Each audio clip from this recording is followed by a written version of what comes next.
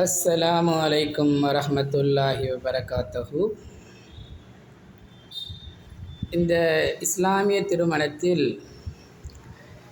இன்று பார்க்க போவது ஆணும் பெண்ணும் ஒவ்வொருவரை பார்த்து பேசிக்கொள்ள வேண்டும் என்பது. அதாவது நபிகள் நாயகம் ஸல்லல்லாஹு அலைஹி வஸல்லம் அவர்கள் கூறியதாக முஹீரா பின் ஷூஃபா ரலியல்லாஹு அன்ஹு அவர்கள் கூறுகிறார்கள். அதாவது திர்மிதியில் 1007லையும் நசையில் 3183லையும் இப்னு மாஜால 1855லையும் பதிவாகி இருக்கின்றது.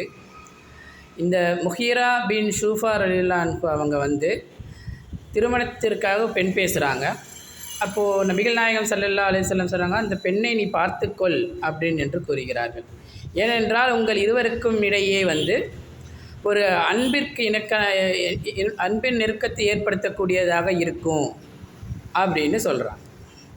இது என்ன அப்படின்னு பார்த்தோன்னா, நம்முடைய மார்க்கமே இதை அனுமதிக்கின்றது. திருமணத்திற்கு முன்னாடி ஆணும் பெண்ணும் பார்த்து கொண்டு ஒவ்வொருத்தரையும் அட்ஜஸ்ட் பண்ணி அன்பை பரிமாறிக்கொள்ள வேண்டும், அட்ஜஸ்ட் பண்ணி அண்டர்ஸ்டாண்டிங் பண்ணிக்கொள்ள வேண்டும் என்று இது மார்க்கம் அனுமதிக்கிறது. அதுவும் பாதுகாப்பான முறையில் பார்த்து கொள்ள வேண்டும். ஆனால் இன்றைய நடைமுறையில், இன்றைய சமுதாயத்தில் இப்படி நடக்கின்றதா என்றால் அதற்கு மாற்றமாகத்தான் நடக்கிறது.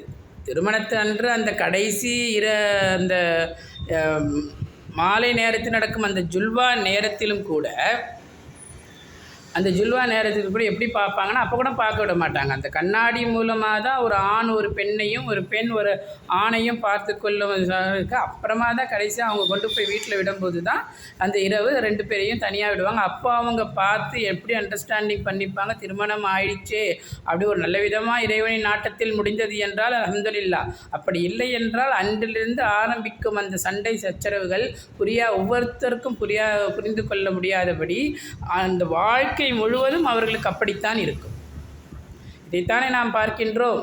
அப்போது இது மாதிரியெல்லாம் நடக்கக்கூடாது என்பதற்காகத்தான் மார்க்கம் நமக்கு அனுமதி அளித்திருக்கிறது. திருமணத்திற்கு முன்னாடி ஆணும் பெண்ணும் பார்த்து கொள்ளுங்கள், பாதுகாப்பான முறையில் நம்ம ஏற்பாடு செய்து தர வேண்டும், பார்த்து கொள்ள வேண்டும், அன்பு அவர்கள் பரிமாறிக்கொள்ள வேண்டும், ஒவ்வொருத்தரையும் புரிந்து கொள்ள வேண்டும். இப்படிப்பட்டு அவர்கள் நடந்து கொள்ள வேண்டும் என்பதற்காகத்தான் இறைவன் நமக்கு நபிகள் நாயகம் ஸல்லல்லாஹு அலைஹி வஸல்லம் சொன்னதாக நமக்கு ஹதீஸில் வருகின்றது. இன்ஷா அல்லாஹ் இனிமேல் இப்படிப்பட்ட நல்ல மக்களாக இறைவன் நம்மையும் உங்களையும் ஆக்கி அருள வேண்டும் என்று கூறிய வண்ணம் முடித்துக் கொள்கிறேன். அஸ்ஸலாமு அலைக்கும் வரஹ்மத்துல்லாஹி.